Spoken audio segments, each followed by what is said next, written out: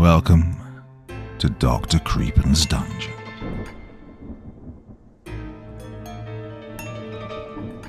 Urban legends often strike a chord of fear within us due to their ability to tap into our deepest anxieties and uncertainties. These stories often pass down through generations, blur the lines between fiction and reality, creating a sense of unease and suspense. Additionally, urban legends often exploit common fears such as the unknown, the supernatural, or the dangers lurking in everyday situations. Ultimately, urban legends serve as cautionary tales, reminding us of the dangers that may lurk in the shadows of our own communities and fueling our primal instinct to stay vigilant and protect ourselves from perceived threats. As we'll see in tonight's two tales of terror. Now, as ever, before we begin, a word of caution. Tonight's stories may contain strong language, as well as descriptions of violence and horrific imagery. If that sounds like your kind of thing, then let's begin. Never go looking for urban legends. If you're looking for a story with a happy or otherwise fulfilling ending, I'd advise you to look elsewhere. Now, with that being said, if you need a stern warning why we shouldn't dabble in the unknown, then listen on. The autumn of 1997 was an eventful time for me. For the umpteenth time, my life changed as I found myself ripped away from my friends when my family moved yet again. It was also the year I came face to face with the Witherer. This time our destination was the suburbs of Pennsylvania.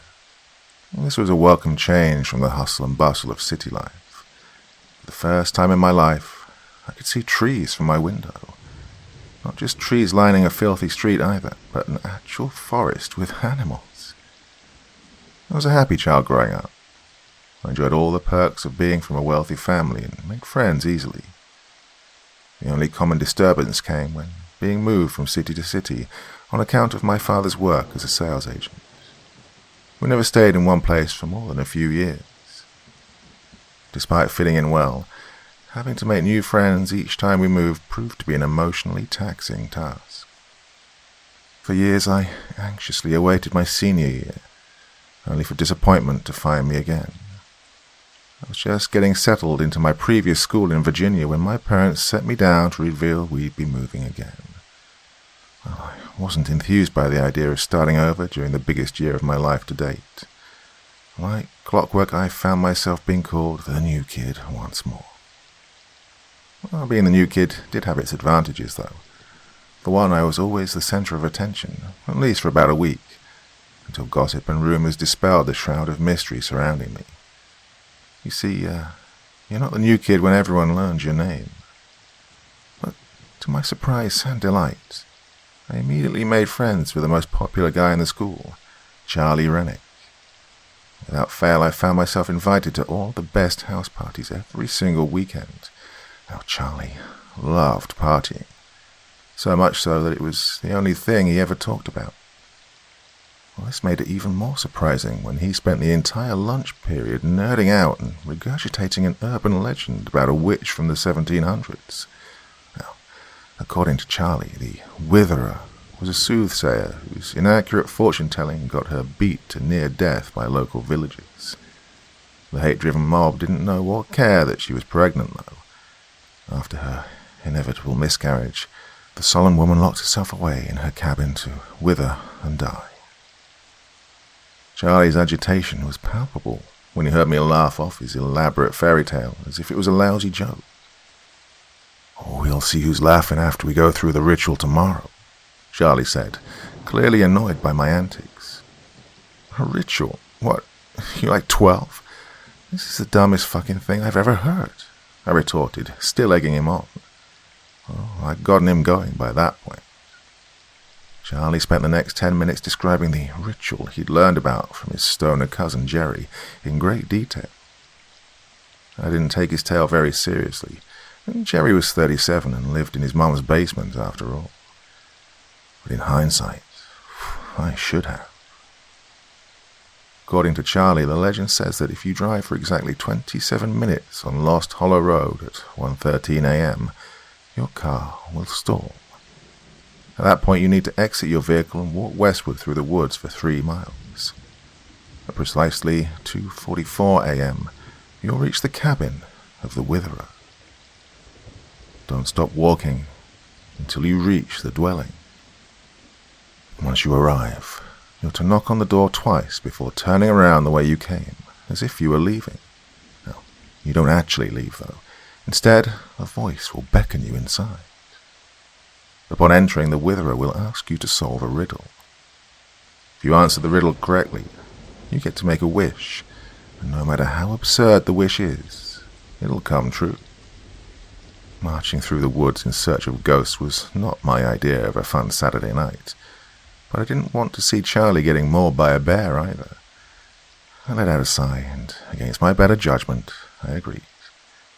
Fine, I'll go with you, but only so you don't have to trek around the woods alone at odd hours. The obnoxious ringing of the lunch bell cut our conversation short, and after shaking Charlie's hand to seal the deal, I headed off to my afternoon classes. I spent the rest of chemistry and physics daydreaming about what I'd wish for if the ritual was legitimate. Would I wish for an endless fortune, a movie star wife, fame? On the off chance the Witherer turned out to be real, she could grant me any of those. The next day flew by as I concocted my exact wish and read up on different riddles. I also spent over an hour peering at various maps, trying to find Lost Hollow Road, but no matter how hard I looked, I couldn't find it anywhere. I concluded that it must be one of the many unmarked gravel roads going up into the mountains. When the time to pick up Charlie finally rolled around, he emerged from his house with a bulky camera, presumably to take a picture of the fabled cabin in the woods. Jerry said it was this one, Charlie said, pointing to a road highlighted red on his map. Well, this confirmed my suspicion. It was indeed a mountain road, and was also most likely private property. We pulled up to the unmarked gravel road at 1:02 a.m. and cut off the motor to wait. Eventually we got talking about what we'd wish for. Charlie said he'd wish to be richer than Bill Gates, and monopolized the next 10 minutes describing how he'd spend his billions. Well, his rambling left me no time to tell him about my wish, but I let it go because mine wasn't anywhere near as interesting anyway. So at exactly 1:13 a.m., I began the drive down Lost Hollow Road. After around 10 minutes, the radio was cutting in and out. I chalked this up to the elevation and the dense forest canopy above.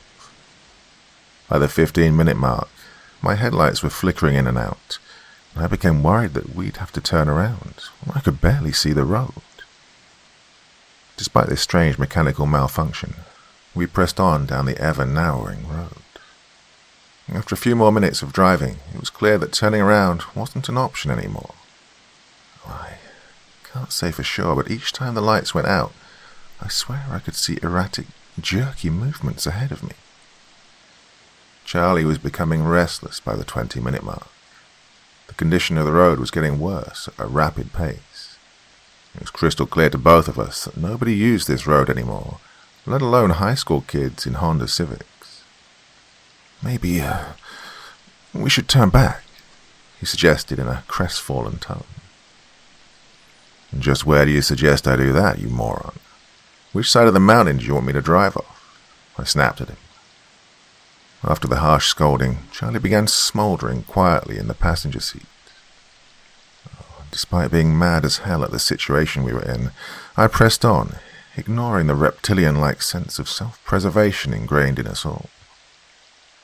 I continued braving the winding, crater-ridden road for a few more minutes before my car stalled and came to a halt in the middle of the road. A quick check of my watch revealed that, to my absolute horror, 27 minutes had passed since we started down the road. Charlie got out of the car and began walking into the tree line. Something wasn't adding up. The ritual was working too well. "Are you insane?" I yelled at him, petrified at the prospect of following him. He didn't answer, and instead continued to wander deeper into the woods. With great reluctance, I followed suit. As we ventured blindly into the pitch-black forest, I could tell right away there was something wrong with the place. No animals or insects were making a noise. Instead, there was only an eerie hum that befell the entire forest. After what felt like forever, my heart sank as a derelict-looking cabin appeared in the maze of trees. The orange hue of a candle illuminated one window as we crept towards it. "Oh, there it is!" Charlie shouted. Charlie lifted his camera and snapped a quick photo of the cabin before stuffing the Polaroid in his pocket. "Oh, it is real," I thought to myself as I swallowed hard and tried to muster up every drop of courage in my body. This time it was me who wandered forward. Checking my watch yet again in the candlelight radiating from the window, I saw that it was now 2:44 a.m. It was now or never. Without missing a beat, I gave the door 2 firm knocks with my open palm before turning around to see Charlie staring onwards, slack-jawed. "You may enter," an ancient-sounding voice hissed at us from inside. Charlie and I lurched through the threshold in abject terror. The interior of the one-room cabin was plain and otherwise unremarkable, except for the single chair in the center. A dim lone candle stood next to the chair, illuminating all but the corners of the structure. For the life of me, I couldn't tell which corner of the room the voice was coming from. I couldn't help but retch at the horrible stench. The smell of sulphur and rotting meat tickled my nostrils as the disembodied voice spoke again. "Sit and answer well." Before I could react, Charlie pushed me aside and sat in the chair. He scanned the room anxiously as a dark, thin figure emerged from the shadows. The figure that emerged and stood before Charlie was once human, but wasn't anymore. She was rotten, her flesh melted from her bones. What remained of her ancient skin clung to her fragile bones like plastic wrap. Where her eyes should have been, there were dark, eyeless caverns. "The Witherer is real," I thought, overwhelmed by a sick sense of dread and anticipation. "Make your wish, but do not speak it. Answer true, and I shall grant it," the Witherer rasped. The room froze in silence for a moment, before she spoke yet again. "I am lovely in the sun, but wilt when left in the dark. What am I?" Charlie looked onwards in shock before letting out a cackle and saying, "Seriously? That's the infamous riddle?" I took in the pungent air and breathed a deep sigh of relief. "A flower," Charlie decreed proudly. In that instant, Charlie's confident sneer twisted into a look of sheer agony as he collapsed to the floor, writhing in pain as his teeth fell from his mouth. His nails were next to go as they slid from his fingers. Then his flesh blackened with lesions that oozed pus and thick black blood. Finally, his flesh turned to a liquid and dripped from his bones in chunks. I froze and watched in horror as my best friend withered away into a heap of human sludge. I knew then that Charlie had guessed wrong, and I only hoped I could guess correctly. Within a few seconds, nothing remained of Charlie except a pile of gruel and bone. My heart raced as I prepared myself to die as best I could. The Witherer turned to me next and asked the same riddle that sealed Charlie's gruesome fate. Well, to this day I couldn't tell you what force compelled me to say it, but before I could even think of an answer I blurted out, "The Witherer!" Well, the agonizing death that I was awaiting never came. Instead, the world around me went cold and black. The force of slamming into the wooden floor woke me up, and I frantically scanned my surroundings. But instead of the Witherer's cabin, I was in a normal-looking bedroom, laying on a hardwood floor. And to my surprise, I wasn't dead yet. There was no pungent odor, No pile of remains or any whispering crones. I had no idea where I was, but I was thankful to be alive. Instead, there was the smell of freshly cooked bacon and the soft voice of a woman calling out from downstairs. "Charlie, breakfast is ready." My heart skipped a beat as I remembered Charlie with his camera as I reached into my pocket and pulled out a crinkled-up photograph of a dimly lit cabin in the forest. And at that moment, I knew. I knew that I had answered correctly and gotten my wish. I was now the most popular kid in school. To this day, I'm not sure if the hardest part of being Charlie is actually living his life, or if it was seeing my own missing persons posters plastered around town. So, take it from someone who's been living a lie for the last 23 years. Never go looking for the witherer.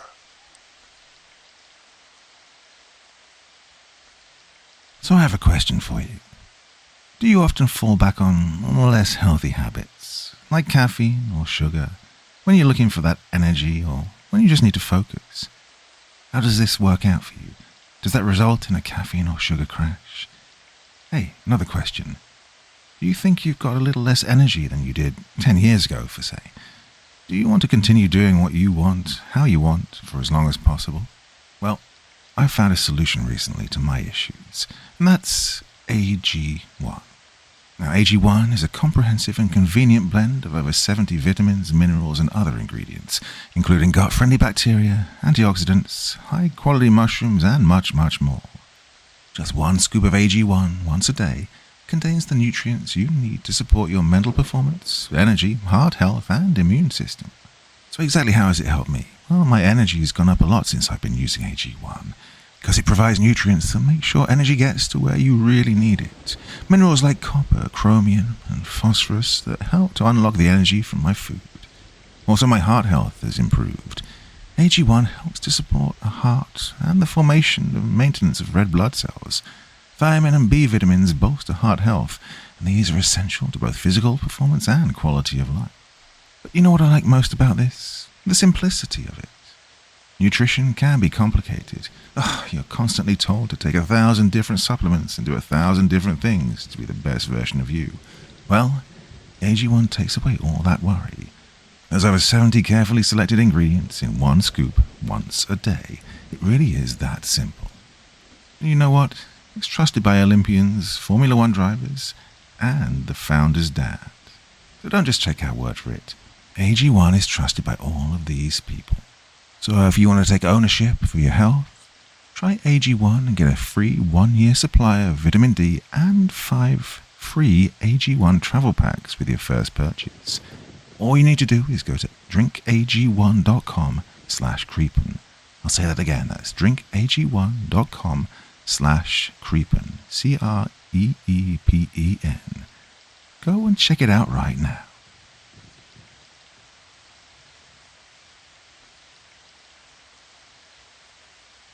My dream home won't stop bleeding. I grew up poor, no two ways about it. My family did everything they could to get by, but it was rarely enough.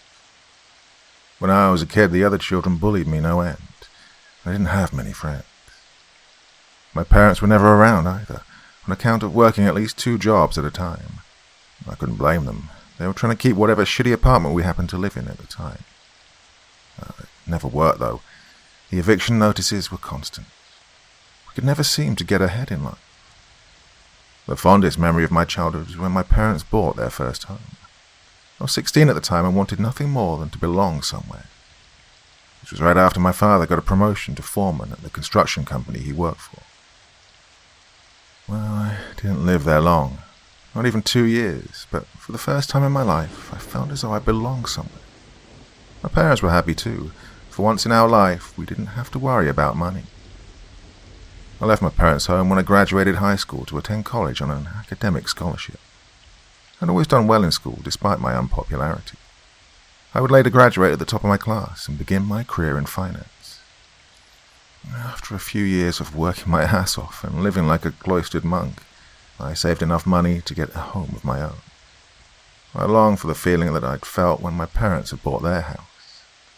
In no time I found out that searching for homes was an abysmal disappointment. I even got to experience a very familiar feeling. Everything I wanted was well out of my price range. Demoralized, I was ready to consign myself to a dump of a place, so long as it was close to work. It'd be a step above my efficiency apartment after all. But then I discovered a glimmer of hope. I found a gorgeous old home in my price range. The only unfortunate thing being its distance from my job. Well, I could live with that. It was a real steal. The house shown in the ad was constructed in a breathtaking Victorian style. It stood 2 stories tall and was painted in an eye-catching shade of crimson. There was an iron fence outside and a post where an old-timey sign had once hung. It was filled with long hallways, high ceilings, and twisting spiral staircases. It even had a chandelier. It was everything that I'd ever wanted. The events following my discovery of the ad are all a blur. I closed on the house and moved in within a month of finding it. The seller was an elderly woman. She seemed keen on selling it as soon as possible. I bought the home for $40,000 under value. It was the deal of a lifetime. Moving all alone was a pain in the ass, but otherwise uneventful. I didn't even have enough possessions to fill the house. Several rooms were left empty. For the first week I was in a constant state of awe. It felt even better than when my parents had bought their house. I basked in the warm feeling of homeliness that I was experiencing. But then the strange occurrences started. Small things being out of place characterized these first incidents. There's never an item that you'd expect to misplace though, like car keys or my wallet. No, they were strange things, like the plunger ending up in the dining room or pillows turning up in the kitchen. Following these strange happenings, I began double-checking my locks every night. I suspected one of the neighborhood kids had been pranking me while I was at work. Well, I admit this was a bit of a stretch considering that my nearest neighbor was half a mile away. To my surprise, it continued to occur. Over time, the situation got even weirder. Cabinet doors would open by themselves. The occasional tap would come on without warning. Sometimes lights would turn off. Every now and again, the thermostat would adjust itself. I didn't know what to make of this. I'm not superstitious, so I figured that someone was getting in through the windows. And this, of course, alarmed me, but it was easy enough to remedy. Upon inspection of the windows, I found some of them unlocked. I dealt with this in swift fashion by installing locks on every window, even on the second floor. No one would get into my house now. Over the course of the following weeks, things got worse, much worse. Doors slammed shut, footsteps roamed the halls, and I swear I could hear whispers at night. I hadn't considered the possibility of my house being haunted, until one day, when the wall started bleeding. I was sitting at my kitchen table when it first happened. From the corner of my eye, I noticed a wet crimson substance oozing from the walls in the hallway. When I turned to face it, I saw, plain as day, that there was blood seeping from my wall. It wasn't a deluge of blood, though. It was as though the house had broken out in a steady, heavy sweat. In a state of shock, I tried to wipe it away, but as I did, it disappeared as the rag touched it. It wasn't corporeal at all. Instead, it was like it was an illusion. As I tried to wipe it away, the phenomena would begin somewhere else. The blood collected on the floor and pooled on the hardwood floor before vanishing. I was never religious or superstitious, but I ran to my cell phone with haste and dialed up a local church. A man named Father Ferrelli picked up. The bleeding stopped while I was on the phone with the priest. Still, I explained to him that something was wrong and that I needed help. He comforted me over the phone and showed up the following day to bless the house. This surprised me, considering that I wasn't a member of his congregation, nor was I religious. He didn't even know me. It turned out that it hadn't been the first time he'd been to this house. The old woman who'd owned the house before me had many similar complaints at first. Well, this greatly reassured me. I now knew that I wasn't crazy. Still, though, I didn't like what he had to say one bit. He told me that there was something wrong with the house on a fundamental level. that a previous owner must have committed heinous deeds. This was a mortal issue, one that God had no whim to fix. Despite Father Forelli's reservations, he did as I asked. He went from room to room, blessing the entire house. Upon completion of this task, he told me that moving was the only actual solution. According to the priest, my house was very sick. According to him, something truly horrible had to have happened here. In the weeks following the blessing, things only got worse. The whispers turned into crystal clear voices. They conversed with each other at all hours. They ruminated over what sounded like outdated medical procedures.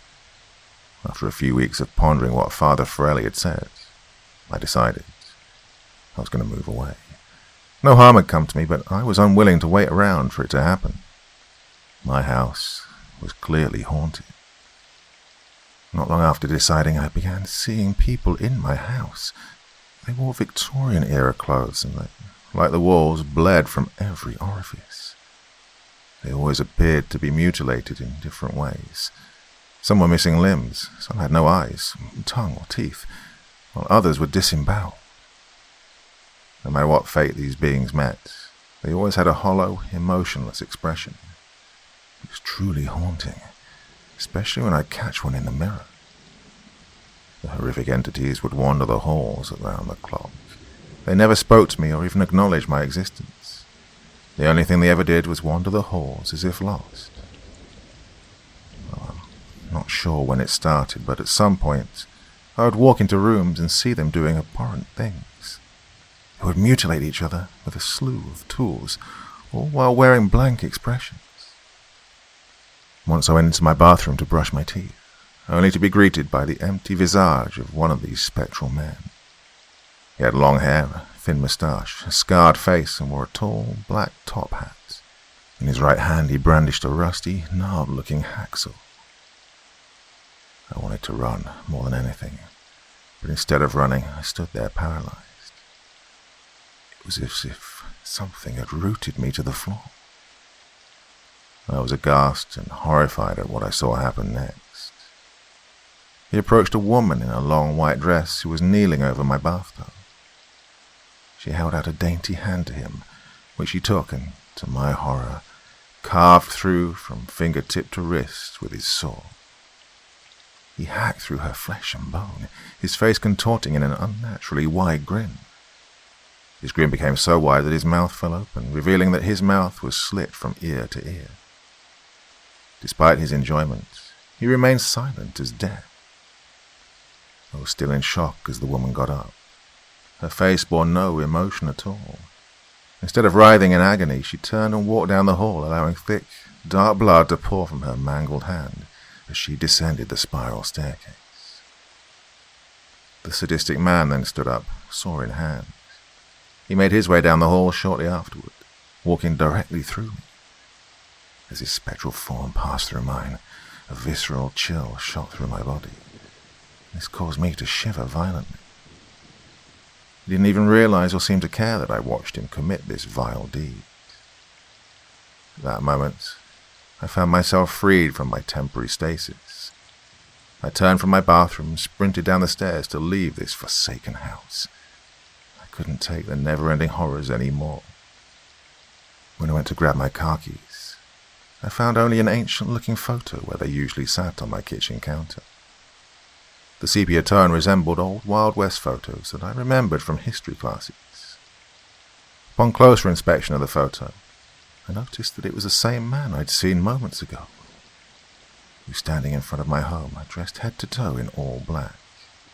He held the same rusty hacksaw he'd used to split the woman's hand. Next to him was a wooden sign that said, Dr. Johannes Fleischmann, General Surgeon. Being so engrossed in the photo, I didn't notice that my keys had been sitting next to it. After snapping back to reality, I grabbed them and got into my car. While in my car, I called the real estate company. I needed to figure out how to contact the old woman who'd sold me the house. She had to have answers. I confirmed my theory when I got contact information for the previous owner from the realtor. After a several-hour-long conversation, I found out that my house had been a doctor's office in the 1850s. It had served as something much worse later on. Dr. Johannes Fleischmann opened his practice in 1851. He worked out of the house until 1857. That was when the authorities caught him performing amputations without cause. He would give false medical advice and tell people the only way to cure them was to operate. Disgraced, Fleischmann quit practicing medicine and instead opened a new business. His new career was much more macabre than even what he did beforehand. Fleischmann's new business was a parlor where people could go to spectate tortures.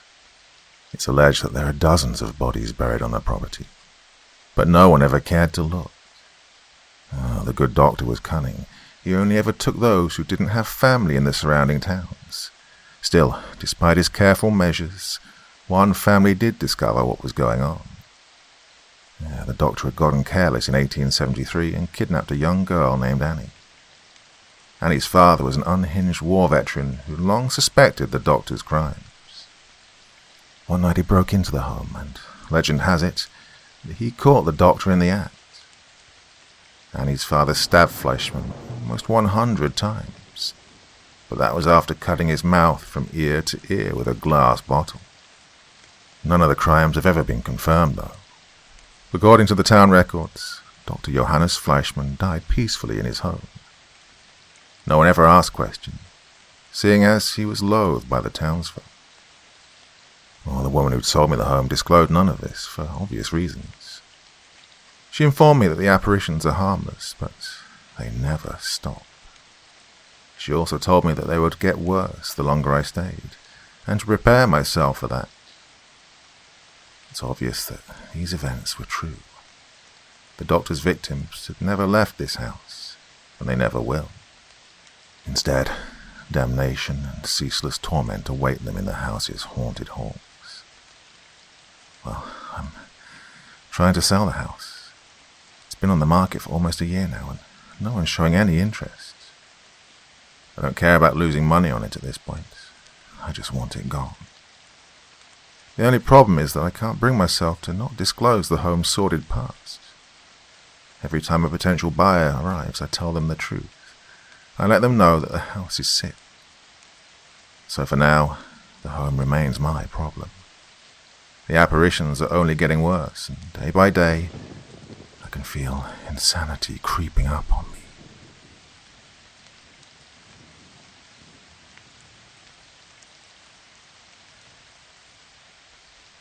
I made a horrifying discovery in my brother's basement.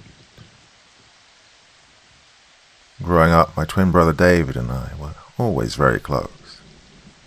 Our parents divorced when we were teenagers, leading to our separation. I went to live with our mother, while David remained with our father.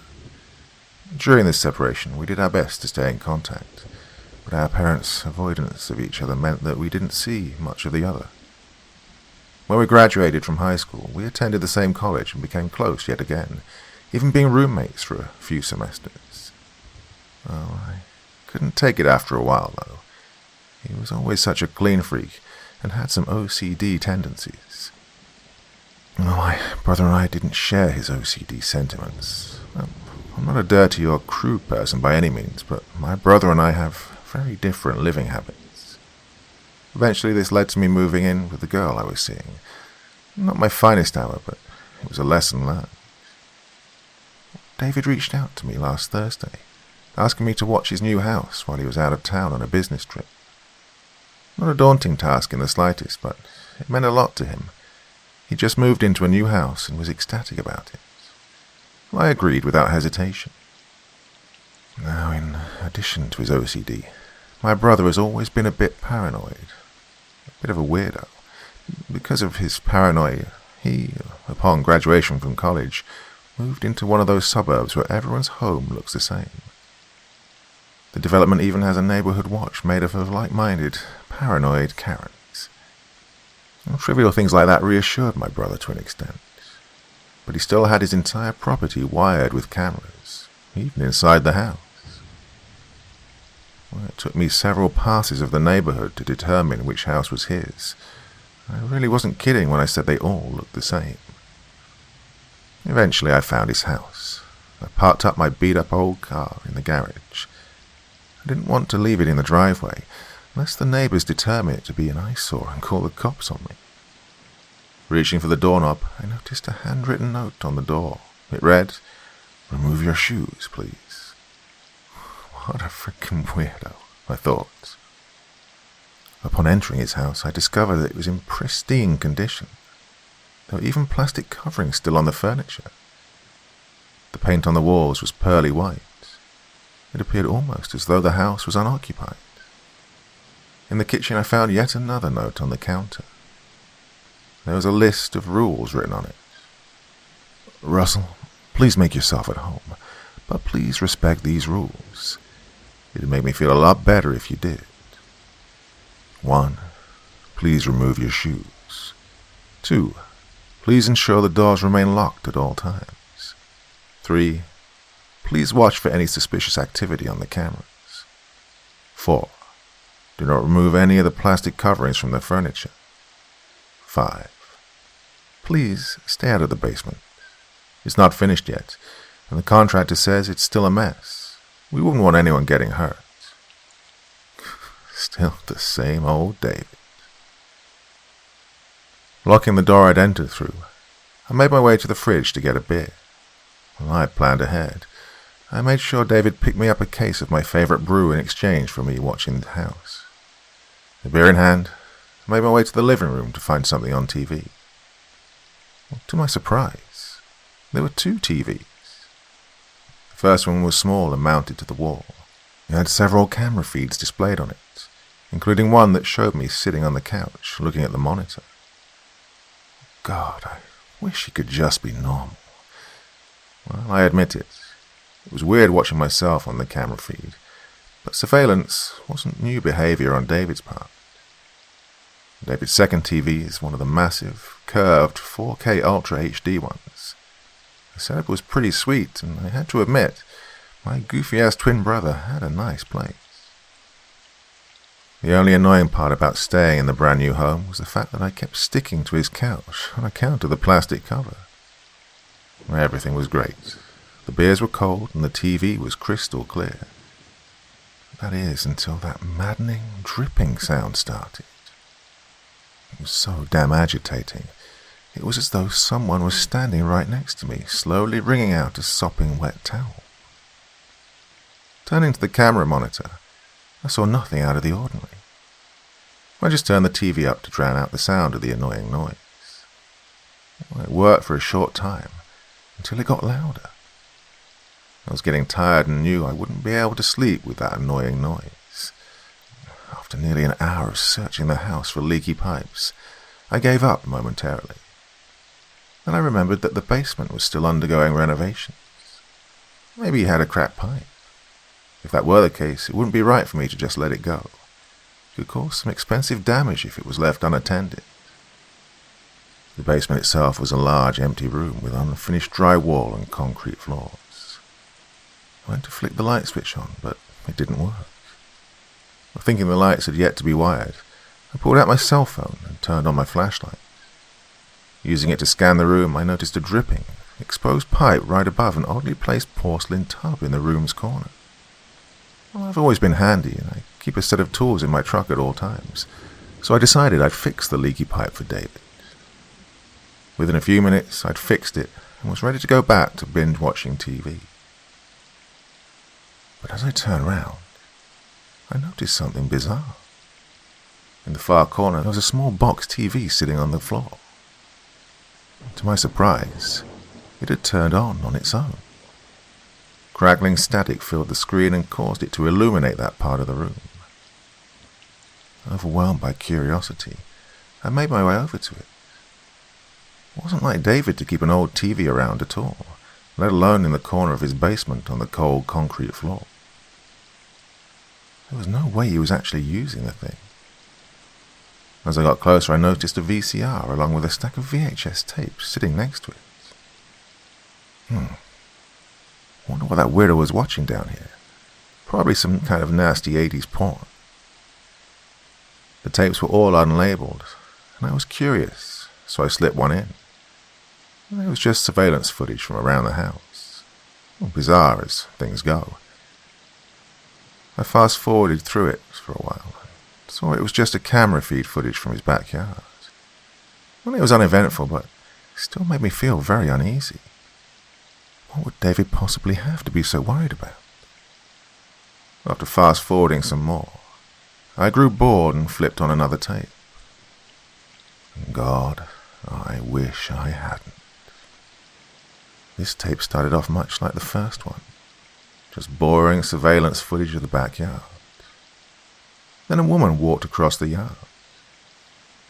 Next thing I knew, a figure in all black grabbed her from behind and forced her to the ground.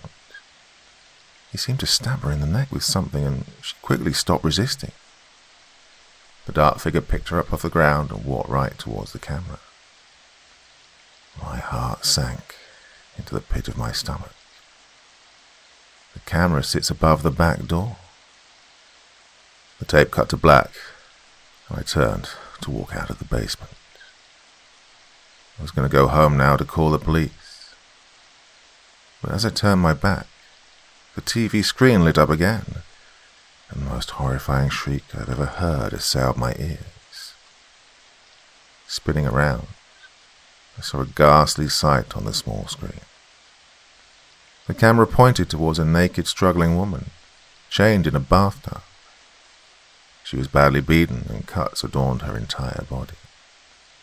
Moments later, the man in black came into the room and poured what appeared to be honey all over her. And he then dumped a bucket of large cockroaches into the tub. The bugs swarmed the woman, crawling all over her new body as she screamed at the top of her lungs, begging for help.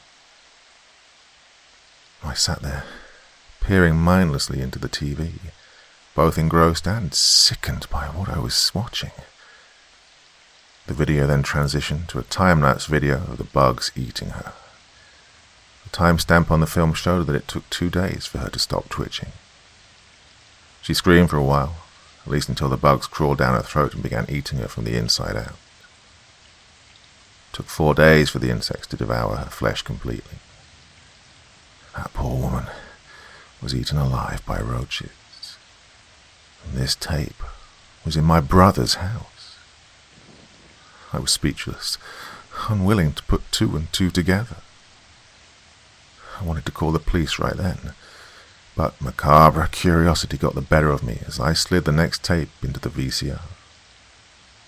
Somehow the next tape was even worse, probably because it proved without doubt that my brother was responsible for these horrific killings.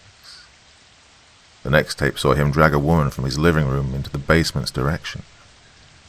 The tape cut to black again, much like the first one. This time, I waited for it to resume. There was a woman in the same tub as the first tape, bound in the same way.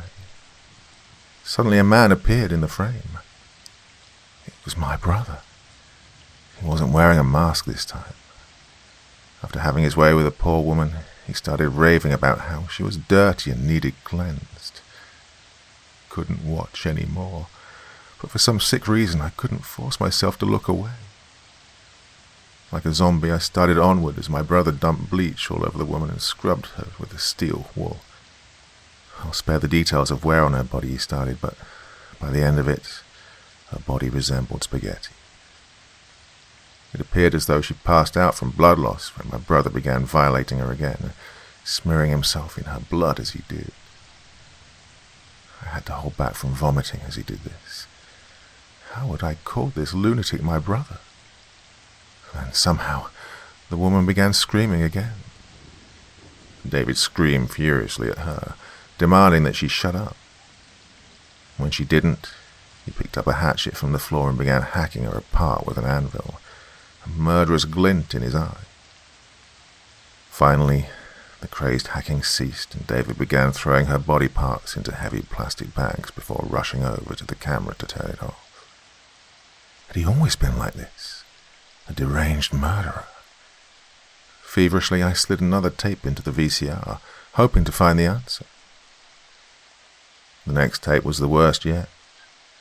It showed David yet again kidnapping a woman, violating her and torturing her. But the way he did it still haunts me. He began by pulling out her teeth with a pair of pliers. I could hear the cracking of bone and the twisting of gums as he did it. Next, he took a small paring knife and scalped her before walking out of the room with his totem in hand. This woman continued to scream for at least 30 minutes before David entered the frame again. This time he was wearing her scalp and hair. The long black hair partially obscured his face as he approached her while holding a drill. I kicked the TV hard, knocking it over and shattering the screen. I couldn't take it anymore. I could still hear the screams coming from the TV, even though the image was no longer there. I rushed up the stairs, not even thinking to grab the 6 more tapes still sitting on the floor, which would surely be damning evidence. I made it to my truck and booked it out of the garage and prepared to dial 911, but before I could, my cell phone lit up with a text from David. "Leaving so soon," it read. I ignored the message and called the police right away. They had to get a search warrant. That process took too long, and as a result, they never found the tapes. The sole piece of evidence retrieved was a broken tube television. I haven't spoken to my brother in 7 years. I don't plan on speaking to him ever again. He deserves to rot for the things he's done. I'm writing this because I just received a package in the mail. It was a tape. The footage on it was of me sitting in that godforsaken basement, staring into the TV. Scrawled on the tape in Sharpie was, 7 years ago today.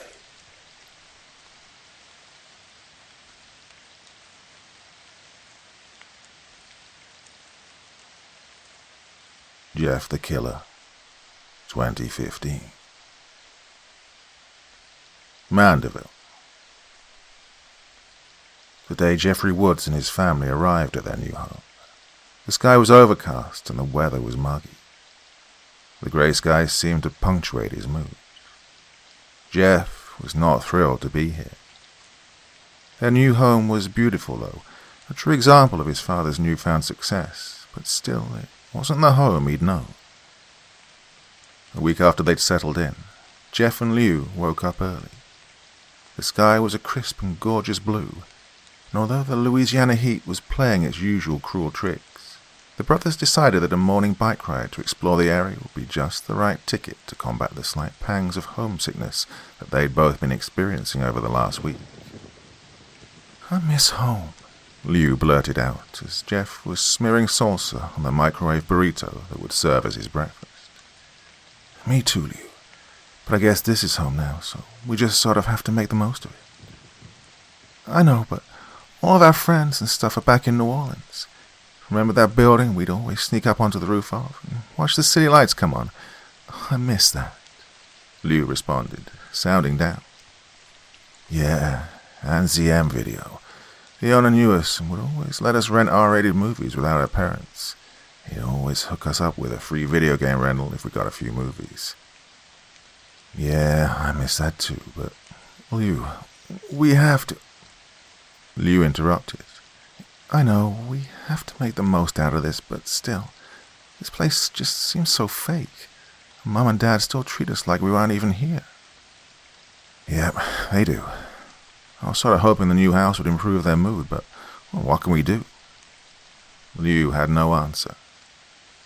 Jeff finished his breakfast and the two boys left the house to mount their bikes and explore around a bit more. As it turned out, the subdivision they'd moved into was rather close to a cluster of stores in a small shopping center. Village Shopping Center was the name of the short row of businesses.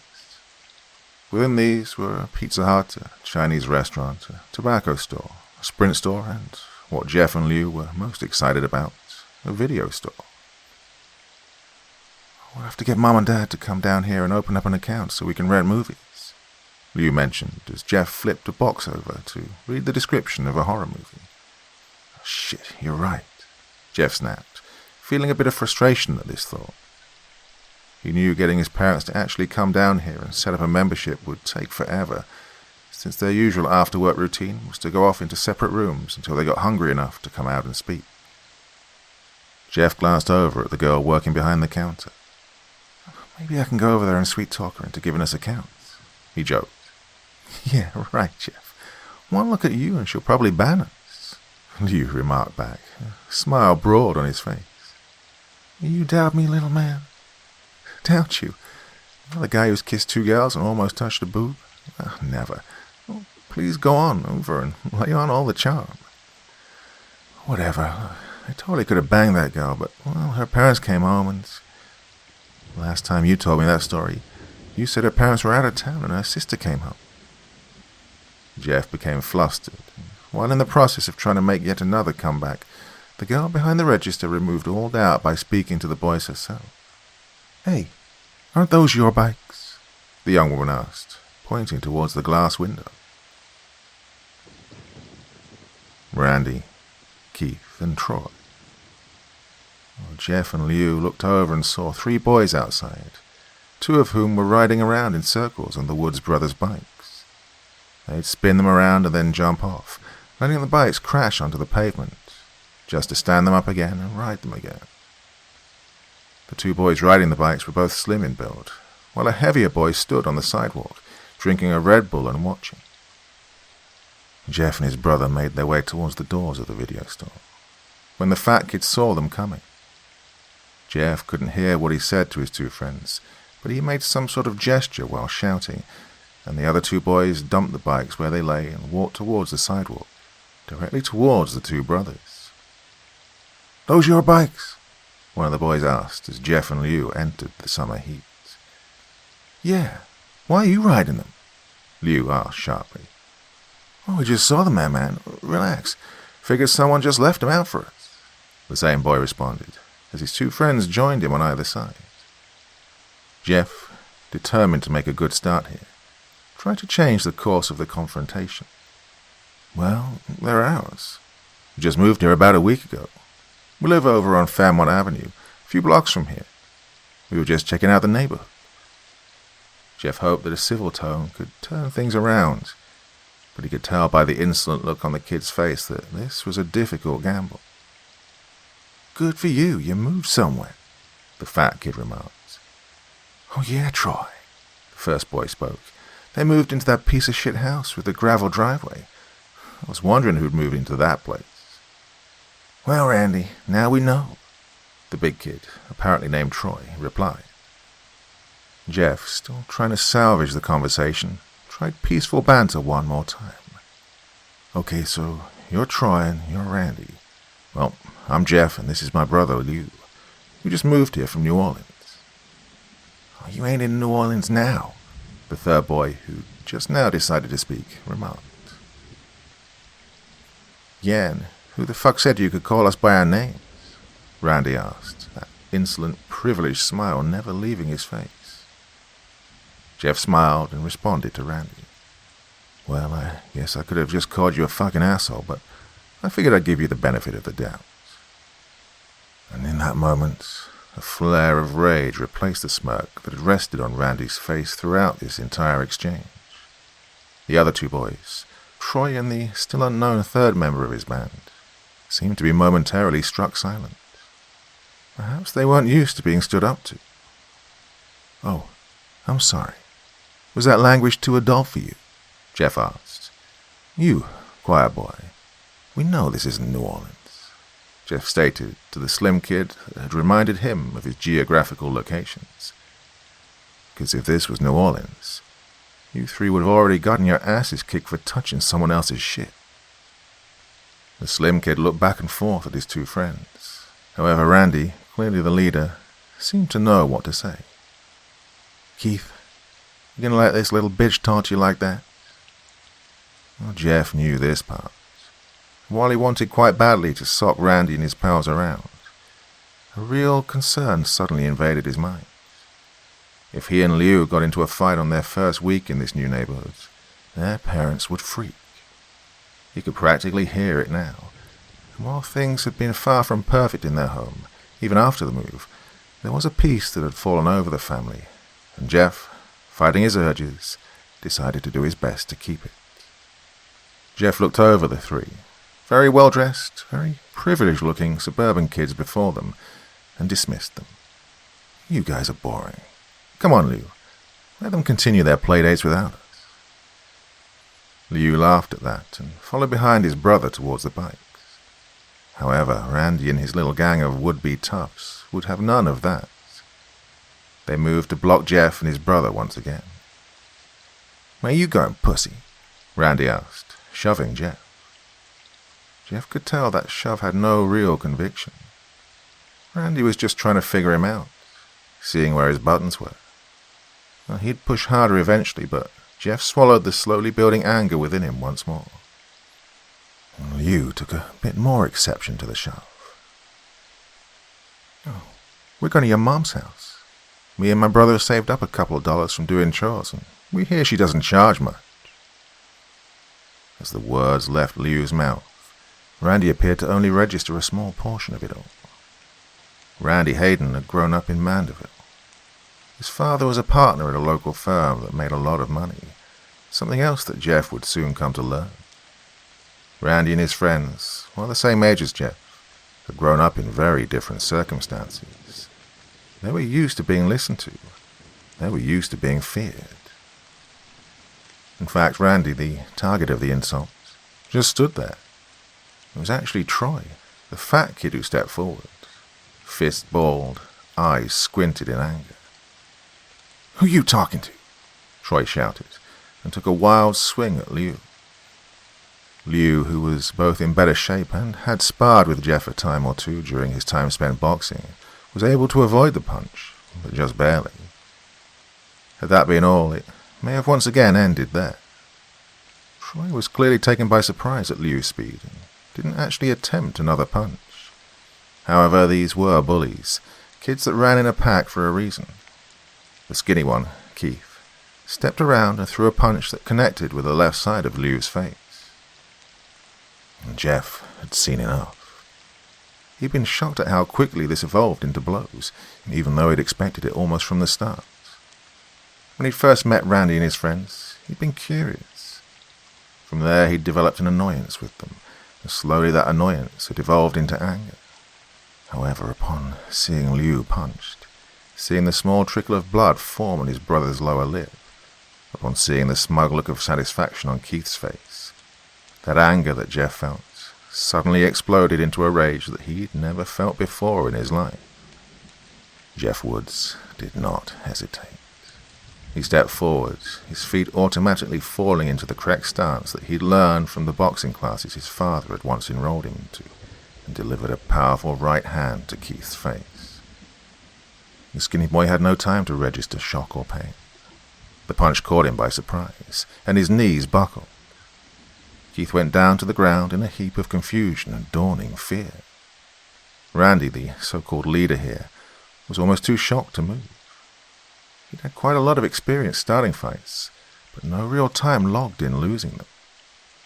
He'd never felt control of a situation slip. He was used to being in charge. So now, seeing one of his friends go down so quickly and easily, it left him in a state of shock that he had no idea how to address. Troy, on the other hand, seemed to have a plan. Throw another punch. He moved towards Jeff deceptively faster than his weight would seem to allow, and threw two equally fast punches. Jeff, however, had no problem sidestepping both attempts. Troy, seeming lost for actions, actually dropped his arms as if to say, "Gee, what do I do now?" Jeff had the answer. He moved in, throwing 3 hooks to Troy's stomach. The hefty kid's eyes went as wide as pie pans, a fitting analogy, Jeff thought. He staggered back, clutching his throbbing stomach. Jeff wasted no time and stepped in once more, fetching a sharp punch to the kid's jaw, causing Troy to promptly fall on his ass. Jeff was reminded of King Hippo from the Punch-Out game he used to play, and he couldn't help but smile. Jeff now turned his focus on Randy. He advanced on the boy, feeling something new forming inside of him. Well, he still felt the anger, the rage actually, at the antics of these 3 assholes. They'd had the nerve to mess with their bikes, the nerve to insult 2 kids they'd never met before, and of course the ultimate offense, touching his brother.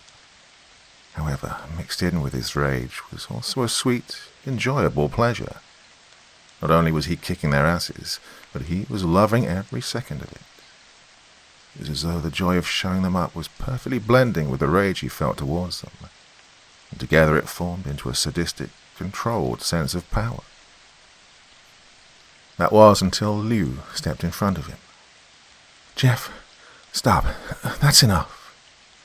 "Why stop now, Liu? They wanted this," Jeff replied in a flat voice that Liu had never heard come from his brother's mouth. "Look, she's calling the cops," Liu shouted again, and this time Jeff came back to reality long enough to listen. He glanced over at the video store clerk and saw her on the phone, talking frantically and pointing towards the parking lot. Suddenly, Jeff's strange, sadistic haze collapsed, and he regained his former self. "Fuck. Let's go," he stated quickly, and he and Liu mounted their bikes and rode towards the parking lot exit. "Yeah, you better fucking run," Randy called behind them. Jeff and Liu paid no mind and pedaled away. A few blocks down the street, they dismounted their bikes and began to walk them together. At first, neither brother spoke. And then Liu broke the silence. "Jeff, thank you for standing up for me back there. Thank you." "Yeah, those guys were pieces of shit, and they had it coming," Jeff replied, looking down at the street as they walked. What happened? I've never seen you like that before." "Oh, just defending myself, Liu. What's I supposed to do? Let them beat you up?" "I bet they go to our school. I bet we'll see them there, and they won't forget us." "Who cares? We didn't ask to move here. We didn't ask for any of this.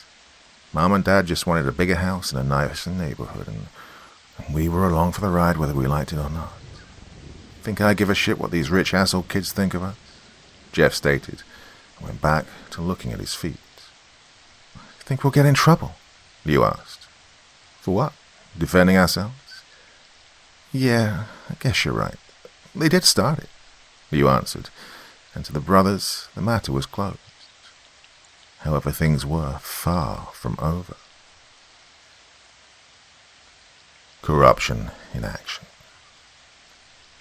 Well, they found that the trouble they believed they'd escaped was in fact waiting for them at their front door. Jeff and Liu saw the police cars well before they arrived at their driveway. 2 cop cars, both parked in front of their house. Both of them felt their stomachs drop, as they well knew why the police were there. The brothers entered the living room to see their parents sitting on the couch, the 2 cops standing up, leaning on the wall, writing in their notebooks. "What did you 2 do?" Sheila practically screeched as the 2 boys entered the house. Liu, younger and less centered than Jeff, began to fall on the defensive. "Some kids tried to jump on us down by that video store. They were messing with our bikes. When we went outside, they got in our faces." "That's not the way we heard it," Matt Woods interjected, his voice firm and ripe with anger and dissatisfaction. "No, Dad.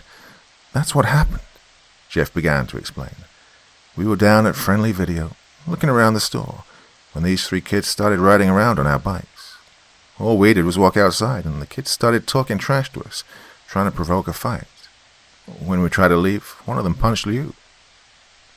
Finally, one of the 2 cops spoke. His name tag read Williamson. "Boys, we have some serious complaints about the 2 of you. From what eyewitnesses at the shopping center say, you 2 started the confrontation with Randy and his friends." Jeff took notice at how familiar the cop's tone was when he said Randy's name. Well, this was a small town after all, and there was a good chance that this cop coached Randy in Little League or drank beers with his dad. Hell, it was even possible that this cop could be an uncle to one of the bullies. "No, sir," Jeff replied. "We didn't start it, they did. We just wanted our bikes. We just wanted to leave. They blocked us." Williamson continued, as though he'd heard nothing Jeff said. "Several witnesses, including the video store clerk, say that you swung first. They say that the boys were riding your bikes, but let me ask you this. Did you chain your bikes to anything, or did you just leave them outside the store?" "What's that matter?" Liu demanded. Well, son, if you just left your bikes lying around in the street, you can't exactly blame Randy and his friends for riding them now, can you? It'd be different if you'd secured them somehow, but you just left them there. Mom, Dad, you're not buying this crap, are you? You know me and Liu wouldn't start fights. When have we ever? These three punks messed with us, and if you can't tell that these cops are taking their sides, then you need to open your eyes. Well, Jeff knew he was skating on thin ice, but that rage, it demanded some sort of satisfaction. Jeffrey, do not speak about these officers in that tone of voice, and do not speak to us that way either. Now, it's pretty obvious that you two aren't happy here, that you miss your old home, but starting fights in the street isn't going to change anything.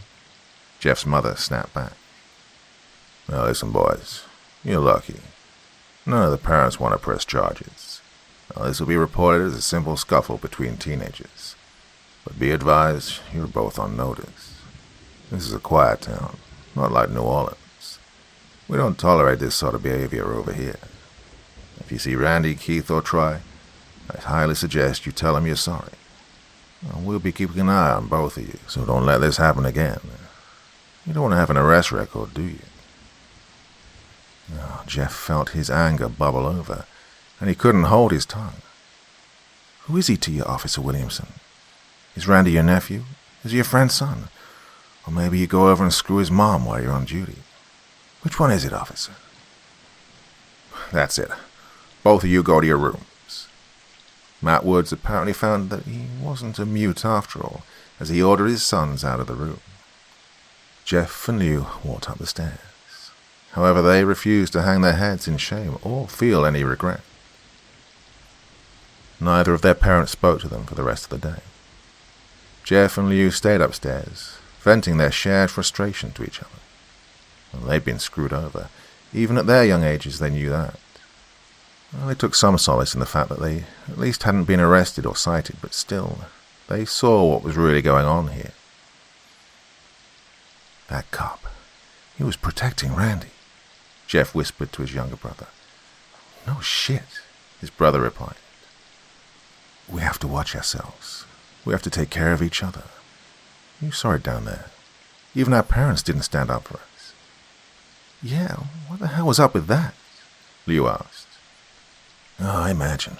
Their fucking image, that's what's up with it. All they care about is fitting in here.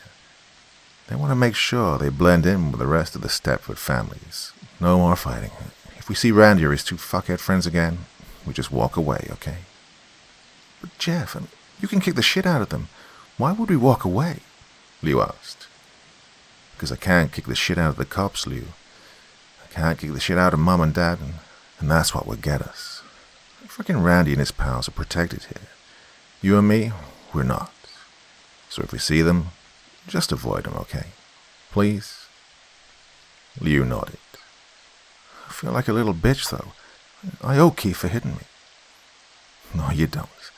I paid him back for that, and paid his fat friend, too. I hope they just leave us alone now. Jeff sighed. Absent compassion. Jeff and Liu didn't hear from their parents for the rest of that day. They remained in their rooms late into the night, and finally came down to eat after they were sure their folks had gone to bed. Liu said that he felt relieved about that, but Jeff had a sinking feeling that the worst was yet to come. Jeff was correct. The next morning, when the two brothers came downstairs together to eat breakfast, their parents were already sitting at the dining room table, staring at the boys, approving of nothing they saw. Sit down, Matt stated flatly. What's going on? Liu asked. Sit down, Matt stated again, anger dancing on the words. The boys complied without further question. Matt Woods began his diatribe. Whatever that was yesterday, beating up some kids for touching your bikes, mouthing off at the police, disrespecting both me and your mother, that stops today. We didn't beat anyone up for touching our bikes, Jeff blurted. Shut up, Jeff. This is a one-way conversation, his father barked. That kid, Randy Hayden, his father's a partner of my firm. Did you know that? Did you even think about that when you were assaulting him over some godforsaken bite? You just didn't think, did you, Jeff? Sheila added. How could I have known that? Matt continued. While I've spent the entire morning talking to his father on the phone. His dad is willing to let it all go. But shit, son. I have to deal with that at work now. Do you have any idea how much damage this could have done to me, to our family?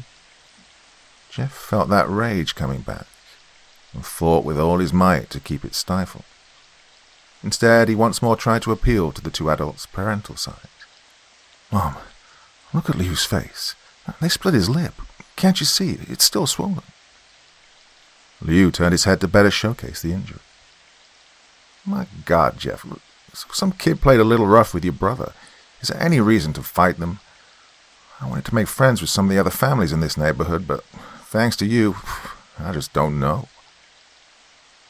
No sooner could Jeff or his brother construct a proper defense than their father began speaking again.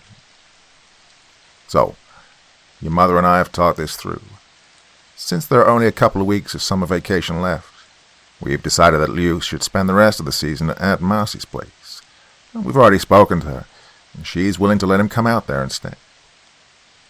Both Jeff and Liu were floored by this decision. Both boys began to protest at the same time, but they saw the look on their parents' faces. The decision was made.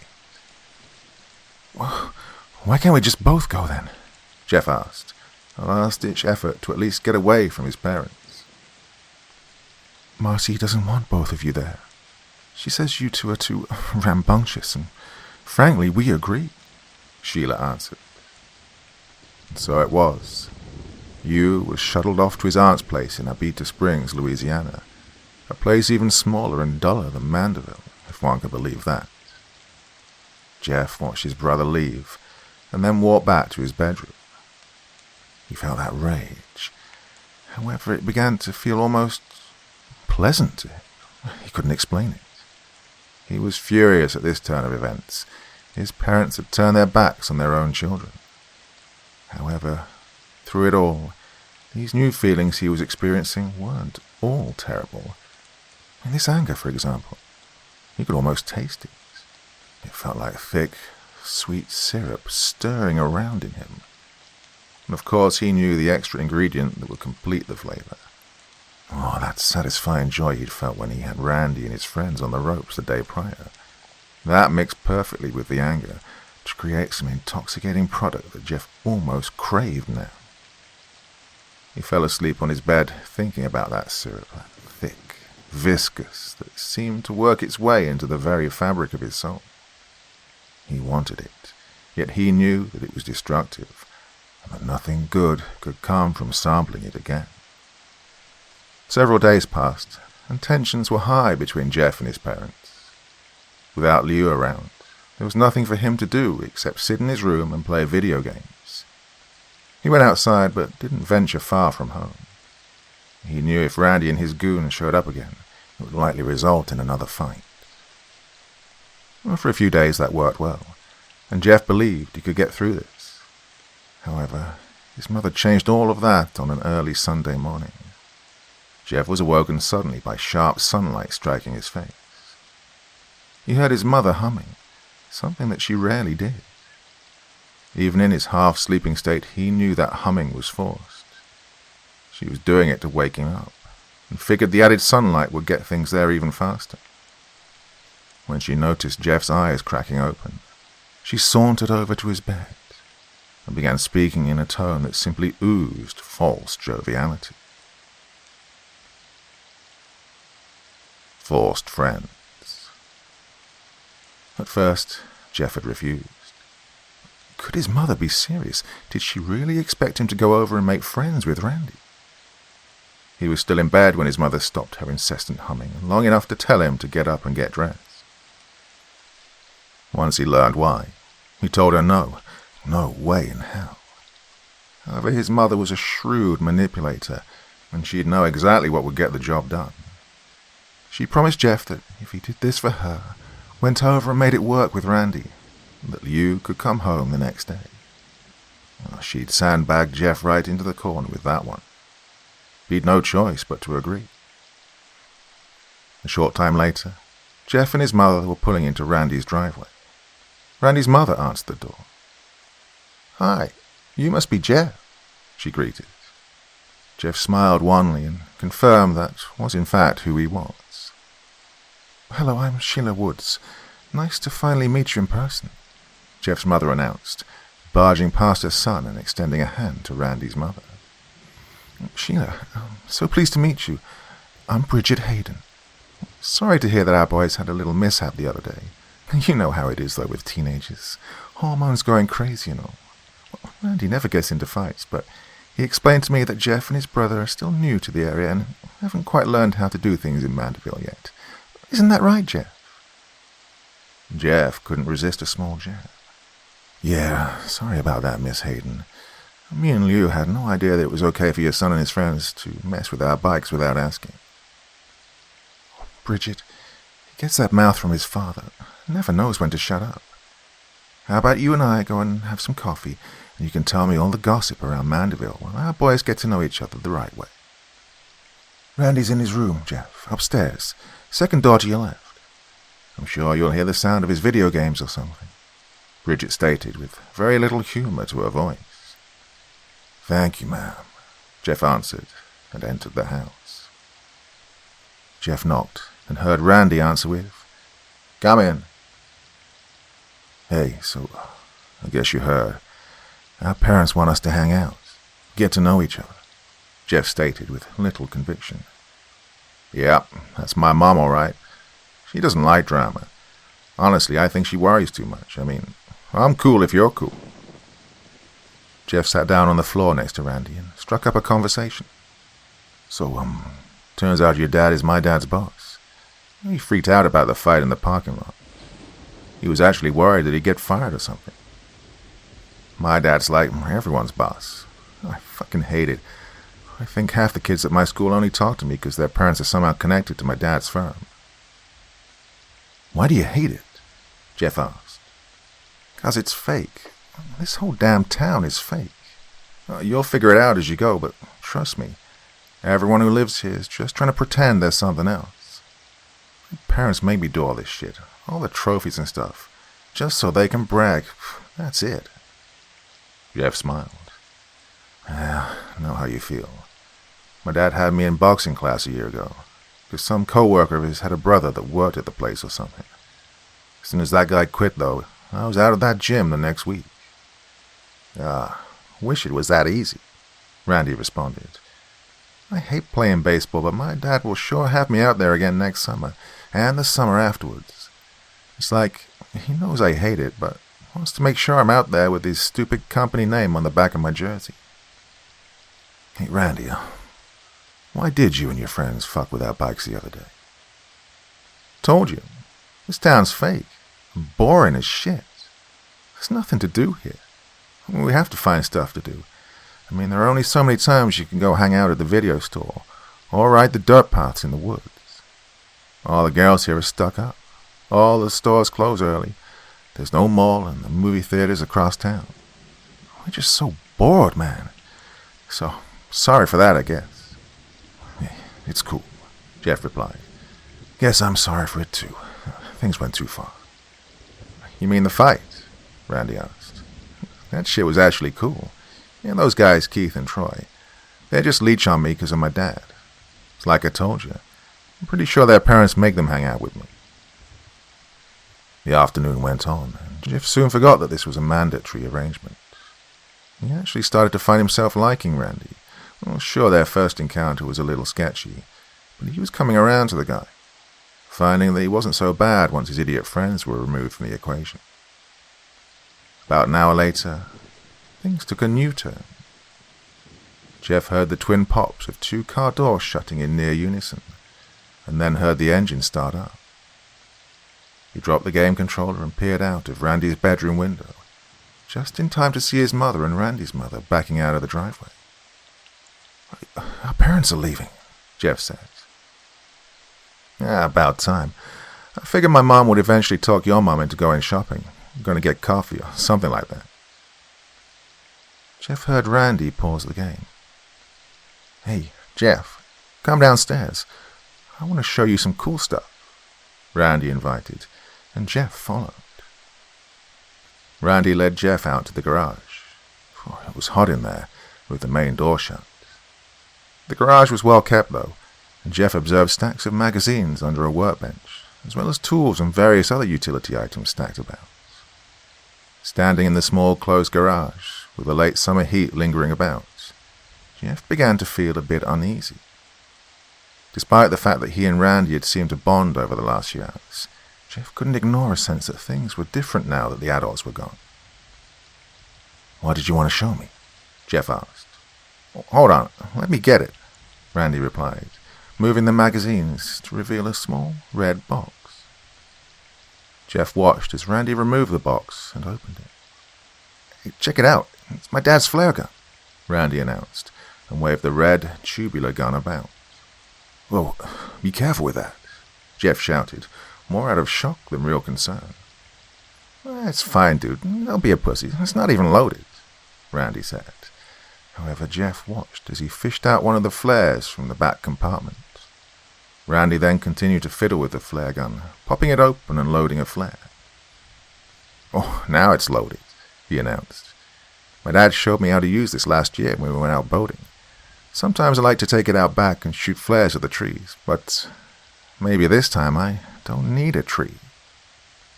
The change in Randy's voice and demeanor was impossible to ignore. Okay, well, cool gun. Let's get back in the house, though. It's hot out here, plus I'm getting hungry. What'd you have to eat?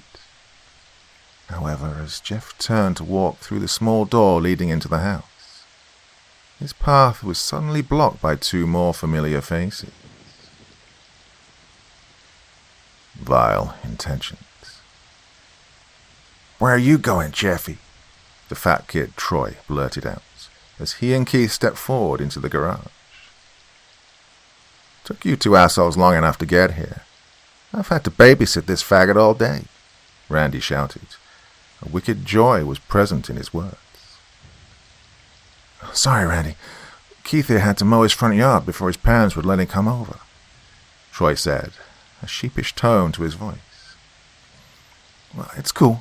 We're here now, Keith said. What the fuck is going on? Jeff asked, staring at Randy. He noticed that Randy still had the flare gun in his hands. I'll tell you what's going on, Jeff. You owe Keith and Troy an apology for what you did. You sucker punched them and then ran away. You didn't even have the balls to fight them fair, so now you're going to pay them what you owe. I'm not going to fight you, okay? I'm done with that shit, Jeff replied as he glanced about the room for an exit. Oh, you're right about that. You're not going to fight. You're going to stand there and let my boys get their licks in. And then I get mine. And when that's done, you get the fuck out of my house. I'll tell my mom that you got sick and walked home, and after that, if you see us again, you better walk the other way. Well, I'm not going to stand here and get hit by you or your friends. So just let me go home. How about that? I'll tell my mom that we're cool and everyone wins, okay? Jeff asked. Randy then raised the flare gun towards Jeff. No. You stay, pussy. You stay and take your licks. Jeff felt that sensation once more. That sick, rich, dark matter that swirled about inside of him. He could taste it now, and it was heaven. In his mind he imagined himself diving into it, swimming in it, letting it swallow him whole. He looked around, and the sensation only grew. He saw Randy standing there holding the flare gun. It was limp in his hands, though, and the hammer wasn't even cocked back.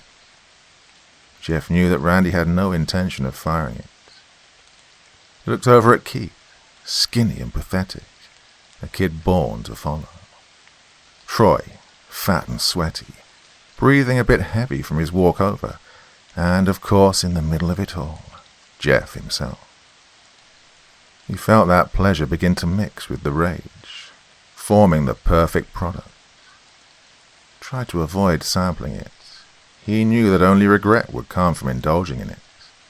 However, when it was placed so close, when the aroma and the promise of that sweet, savory flavor was only inches away, Jeff found that he could do no more to stand against it than a ship in the ocean could stand against a typhoon.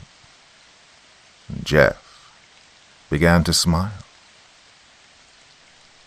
"Why are you smiling at me? You queer for me or something?" Randy asked, a slight nervous tinge in his voice. "Am I smiling, Randy? I guess it's because I'm just having so much fun," Jeff announced, and suddenly lunged towards the unprepared kid holding the flare gun. Jeff struck Randy once in the nose. Randy's arms dropped, yet he kept hold of the flare gun. Jeff, without even needing to look, realized that Troy and Keith had actually taken a step back instead of advancing as they should have.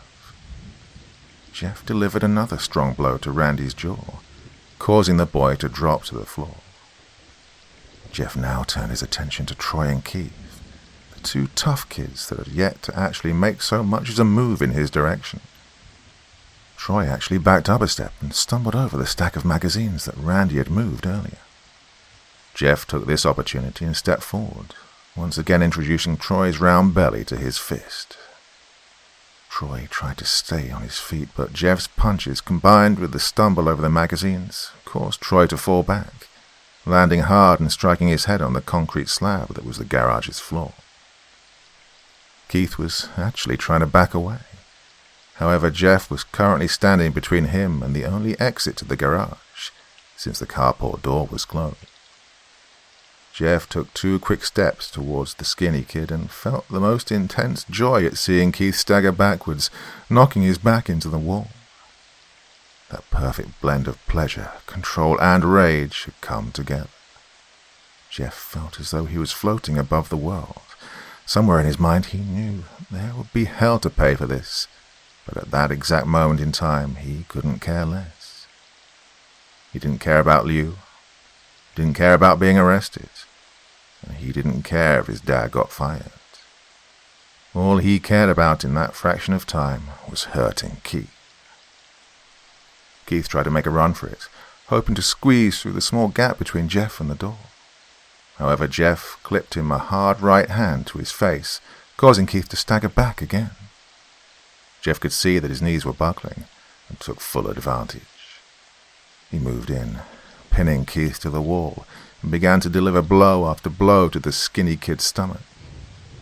Keith's eyes became as large as saucers. Once satisfied, Jeff stepped back and watched in demonic glee as Keith slowly slid down the wall, gasping for air. Randy got back to his feet, but seemed to have no idea what to do. "We done now, Randy. We good. Or do you and your friends need more?" Jeff mocked. "No more. We're cool." "How about you assholes?" Jeff asked. "It was Randy's idea," Keith said weakly. "Yeah, man. We didn't even want to," Troy agreed. And this debate may have continued, but the sound of a returning car broke the tension. "Oh shit, my mom's back," Randy shouted, his voice cracking in a humorous way. It seemed that the previous tough guy had all but shrunk back to a scared child. "So, we'll just say that we're all hanging out," Keith replied. "No, the fucking flare gun. If she finds out that I messed with it, I'm screwed." "So put it back," Jeff suggested. That sensation of rage was fading again, and he felt control returning. "Yeah, grab the magazines, please," Randy begged. Jeff found that he rather liked that tone, that begging, whipped dog mentality. Well, Jeff was paying no attention to Randy. He was down on the floor, calmly gathering the magazines. He didn't really care if Randy got in trouble or not, but if his mother returned and found trouble, he feared that Liu may not be able to return home as promised. And everything else happened in a flash, both literally and figuratively. Randy, now in a panic over the trouble he'd be in if he was caught playing with the flare gun, had begun to sweat. As his hands frantically clawed over the gun, his thumbs pushed the hammer back unintentionally. He didn't even notice that the gun was cocked. He was turning it over in his hands, trying to quickly disarm it. He then heard the sound of keys in the front door. He knew that he had only seconds now to hide it. Everything else happened in slow motion. The gun slipped from Randy's sweaty hands as he attempted to rotate it once more. He saw it fall to the floor, seeming to float to the ground rather than fall. Jeff, busy stacking the magazines, had only enough time to register Randy's shocked gasp. He turned to look in the boy's direction, just in time to see the bright red flare gun hit the floor. The gun discharged, launching a speeding ball of fire directly into Jeff's face. Jeff felt the hot flash of heat and pain tear across the side of his face. After the initial registry of agony, there was no more thinking. Jeff began to scream, clutching the left side of his face and rolling around on the floor. For a while he forgot everything, as he was plunged into that dark, rich syrup once more, the rage almost serving to dull the pain. When he did finally come to a stable level of alertness, he realized he was in a hospital room. Half of his face was bandaged, he knew that much. He wanted to open his eyes and speak, let his family know he was awake, but the drug still had a firm hold. He was awake, but not quite yet functioning. He could hear several familiar voices, though. The birth of the killer. Is he going to be okay, Doctor? Jeff's mother asked. Oh, yes, ma'am, your son will be fine. However, he'll have a lengthy road to recovery and we'll need your support. The flare struck his face and caused third-degree burns on his left side. How bad is the eye? Jeff's father asked. Oh, hard to say at this point. He'll need to see an optometrist for further review, but the damage appears quite severe. And his face? What about his face? Jeff's mother asked, sounding deeply concerned. Well, we were able to clean and treat the injury in time, so you've no concern for infection or anything of that matter. We'll want him on antibiotics for a while, and we'll need to have the wound cleaned and dressed on a regular basis. But all in all, your son got very lucky. The damage could have been more severe. Doctor, his mother began again. What if there's permanent damage? What do we do about that? As I said, an optometrist will have to examine the eye. Sheila Woods interrupted the doctor, sounding more agitated than before. You're not listening. Not the eye. His face. What do we do to correct his face? She demanded. Well, ma'am, we've treated his face, like I said. There shouldn't be a risk of infection, so long as you... She cut him off again. Not the infection, his appearance. What can we do for that? Miss Woods, that's hardly a concern at this point. Once he's healed and back on his feet, you can possibly explore plastic surgery to repair some of the damage. But honestly, right now, we can't waste concern on how he looks. What's important is that your son is healthy. He can expect to be back home in a few days, maybe sooner. Jeff's dad spoke again. Okay, thank you, Doctor. Can we have some time alone, please? My wife and I need to speak. Certainly, the doctor replied. Leo, why don't you go down to the hospital cafeteria and get yourself a snack? Matt Wood suggested. But I want to be here in case Jeff wakes up, Liu replied. Liu, they told us that Jeff's heavily medicated. They don't expect him to wake up any time tonight. So, just go, and if he does come around, we'll have you paged, Matt replied. Jeff heard the door open and close as Liu exited. His parents both let out a long, shaky sigh, but Jeff was starting to believe it wasn't a sigh of relief, but rather one of stress. We're going to have to homeschool him now, Matt. That's just what it's going to be. We're going to have to keep him home. He heard his mother rant, her voice sounding frantic. What? I mean, he probably won't be able to start school right on time, but I doubt he'll miss a whole year, his father responded, trying to maintain a calmer voice. I'm not talking about that, Matt. I'm not worried about him missing a week or two of school. I mean, his face, Matt. You heard what the doctor said. His face is going to be disfigured, Sheila argued back. We don't even know the full extent of the damage yet, Sheila. I mean, it could be minor. Could possibly heal. You heard what the doctor said. Plastic surgery could be an option in time. In time? What kind of time? A year? 2 years? What about in the meantime? People are going to see him and they're going to talk. Is that what you want? He's going to be a pariah. You think anyone's going to want to have him around their kids? Jeff was hearing all of this, just letting it soak in slowly. As his mind absorbed the words, he felt the rage return. Sick, rich, dark, that syrup of raw, primal emotion. He wanted to scream at his mother, to tell her to shut up, that he was the one lying here, half his face burned, blind in one eye, all thanks to her forcing him to go over to Randy's house. He wanted to ask her why she left, why she went off to go shopping or have her nails done or whatever it was that she did. He wanted to know why she'd leave him alone with the kid who just days before tried to jump him and his brother. He wanted to know how she could care more about his appearance than the fact that he was laying in the hospital. However, there was still so much more that he wanted to know as well. He wanted to know how much more his mother hated him, how much more she saw him now as how did she put it, a pariah. He wanted to continue to swim in the thick pool of dark hatred that was starting to form from the rage and anger. Well, that was a new one now. Before it was anger, then it was anger mixed with pleasure, but now it was anger mixed with hatred. And while he certainly longed to be free of it, while he most certainly preferred the false sense of love and concern he believed he'd heard from her before, he also wanted to test it out a bit more.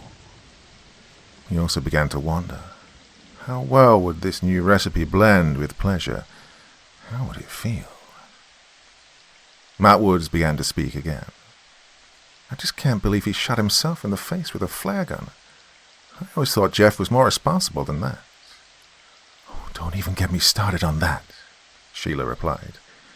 I couldn't believe it when Randy and his friends explained to the medics and police how it all happened. Randy was just trying to show Jeff around the house and wanted to show him the collection of magazines his dad kept in the garage. You know, boys, he was probably hoping that a couple of Playboys would be in there or something. Then he said Jeff found the box containing the flare gun and just wouldn't stop playing around with it. Well, you should have heard those other boys, Matt. They told me that they practically begged Jeff to just put it down before he got hurt. But he just had to show off. I just don't know where we went wrong, Matt. I thought us moving out here to a nice quiet neighborhood would make everyone happy. Jeff, though, he just wants to fight us on everything. And while all that came together in Jeff's mind, he continued to swim in that black ichor of hatred and rage. The morphine drip added a nice touch of euphoria. Jeff could almost see himself plunging into the syrupy waters of hatred and emerging changed. Each dip brought him so much twisted pleasure. And that was when he finally understood. He could sample the pleasure now. Not because he was enjoying what was happening, but because he knew he could enjoy what was to come. Just as the doctor had predicted, Jeff was scheduled to go home a few days later. During his time at the hospital, he never asked to see his face. It wasn't until the last day that he finally asked for a mirror. The nurse had come in to change his bandages, as was the routine. She was a pleasant woman. She spoke to him, asked him how he was doing. He enjoyed her visit. So on the final day, when she arrived to clean and dress his face, he asked to see himself. Are you sure, sweetheart? Would you like me to call in your parents first? She asked. No, thank you, Jeff replied. I think I want to see it myself first, without them standing over me. I understand, she replied honestly, without a hint of pretension. Once the bandages were off, she handed him a small hand mirror. Would you like me to step out of the room? She asked. Jeff ignored her and looked at himself, taking stock of the damage. Sure enough, his face was a mess, the entire left side at least. The flare struck him travelling upwards and burned a scar into his left cheek that extended to his eye. At first glance, it almost looked like he was smiling on that side. The scar was still bright red, and burned tissue spread out on either side. And once it arrived at his eye, the news did not get any better.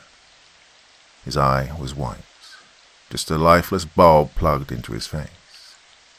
He closed his right eye and found that he could see nothing from his left eye at all. The scar continued up the left side of his forehead. The damage was less severe there, however. The hair on the left side of his head was burned off, leaving a few strands to stick up here and there. "Sorry, sweetie, but I have to put clean bandages on," she told him. Jeff smiled. "Oh, it's okay. There'll be plenty of time for me to admire myself later." Go to sleep. There was no joy from his parents on the ride home, or upon arrival. They spoke very little, and there was a tension in the car that simply wouldn't fade out.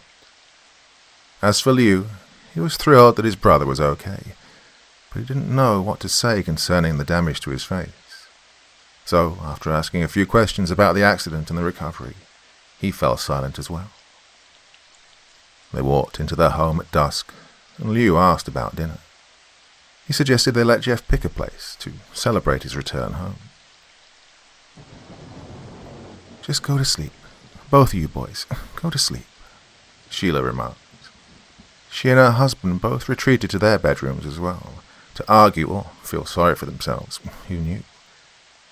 Jeff and Liu didn't speak much that night.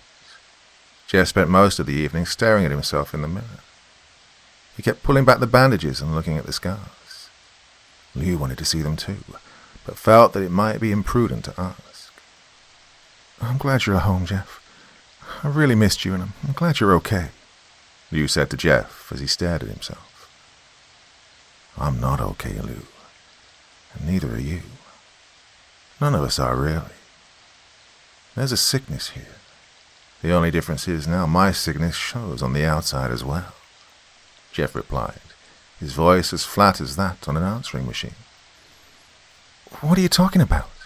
Liu asked. "One day you'll see it too. This is what happens, though. This is what happens when it all falls down," Jeff said, still peeking behind his bandages. "Jeff, I don't know what you're trying to say," Liu responded. Jeff didn't reply, though, and after several moments, Liu left him alone. Liu went down to his parents' bedroom and knocked on the door. "What is it?" the voice of his mother asked. "Mom, I think Jeff's acting weird. You may want to come talk to him." "Go away, Liu. Leave your mom alone," his father's voice answered. Well, Liu, being young, had no other ideas, so he returned to his own bedroom. He didn't know that those would be the last words he'd ever hear his parents speak to him. That night, Sheila and Matt Woods awoke together. Both being light sleepers, it took little to bring them out of slumber. The sudden removal of their blanket, as it was snatched from the bed, did the trick just fine. They woke to see a small light coming from the half bath that was situated in their master bedroom. The door was cracked only slightly, and the light source was weak. They could make out a human shape standing over their bed, though. What's going on?" Sheila grumbled. As their vision came into focus, they realized their son was standing before them.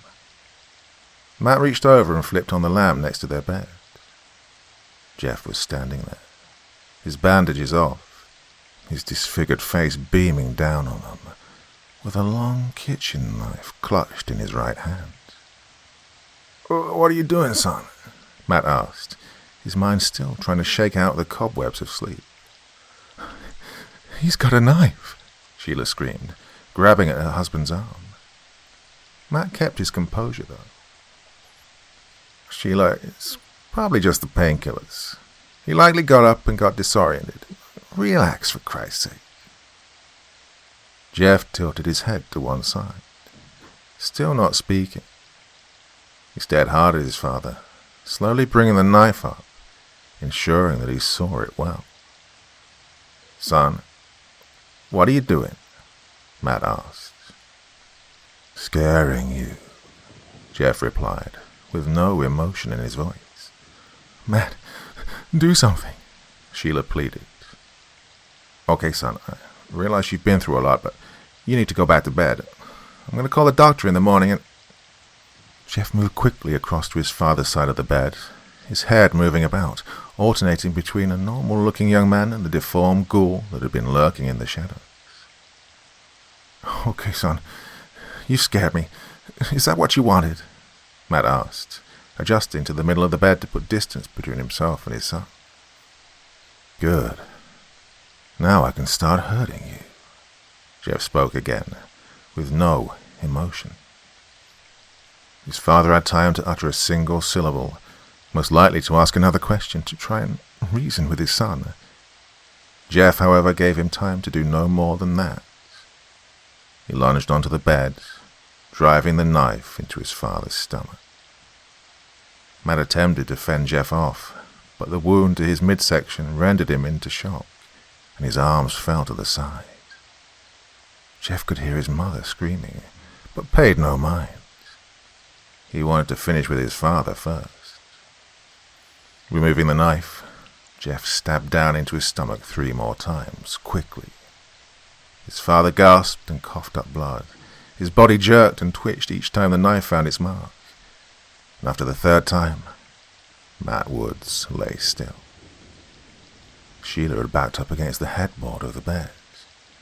She wanted to climb down, make a run for it, but she'd bored herself up between the headboard and the end table. In her frantic state of terror and confusion, she couldn't figure out how to do something as simple as dismount a bed. "Jeff, why?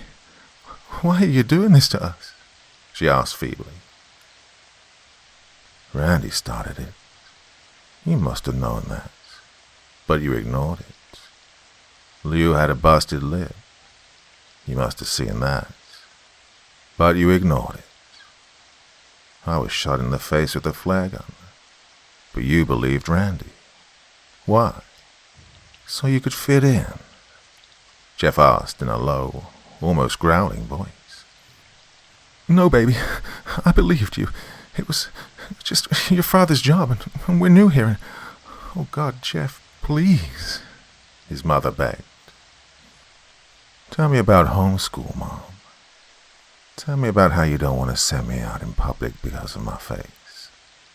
Tell me how none of the other kids will want to be my friend, and how none of their parents will want to be yours. Tell me about that, Mom. Tell me how nice it's going to be, you homeschooling me." "Jeff, please, I was just stressed. I was worried about you, that's all. Please, I love you." "Mom, I think you should take your own advice, you know. What you told Liu when we got home tonight. He wanted to do something nice to welcome me home. Do you remember what you told us to do instead?" Jeff asked, as he now crawled over, cornering his mother on the bed. "What did I say?" she asked, the question coming out barely a whisper. "Go to sleep," Jeff snarled, and drove the knife into his mother's chest. He stabbed her over and over again, and as he did, he finally found that perfect recipe, that heavenly blend. That rage, hate, and pleasure all mixed into one perfect formula, and for a while, Jeff became lost in it all. Jeff opened his brother's bedroom door, not surprised to find his brother asleep. He dozed off with his headphones in, so he slept through all the shouting. And that was fine with Jeff. It was easier that Liu not have to hear all of that. Jeff sat down on his brother's bed and nudged him slightly. It took a moment, but Liu finally opened his eyes and looked up. Jeff removed his earphones for him. "You're free now, Liu," he spoke softly. "Jeff, what? What are you talking about?" Liu mumbled, still half asleep. "You'll see in the morning. I just wanted to let you know I love you." You'd be my best friend. Remember that, okay? Thanks. I love you too. Let me go back to sleep, Leah replied, already dozing off again. Jeff smiled and stood up. As he left the room, he looked back at his sleeping brother one last time, before he vanished into the night.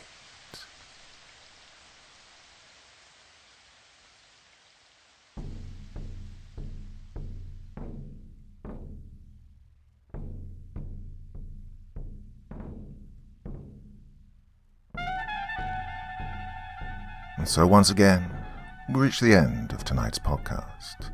My thanks as always to the authors of those wonderful stories, and to you for taking the time to listen. Now, I'd ask one small favor of you.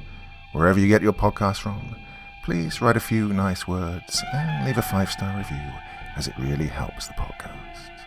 That's it for this week, but I'll be back again same time, same place, and I do so hope you'll join me once more. Until next time, sweet dreams and bye-bye.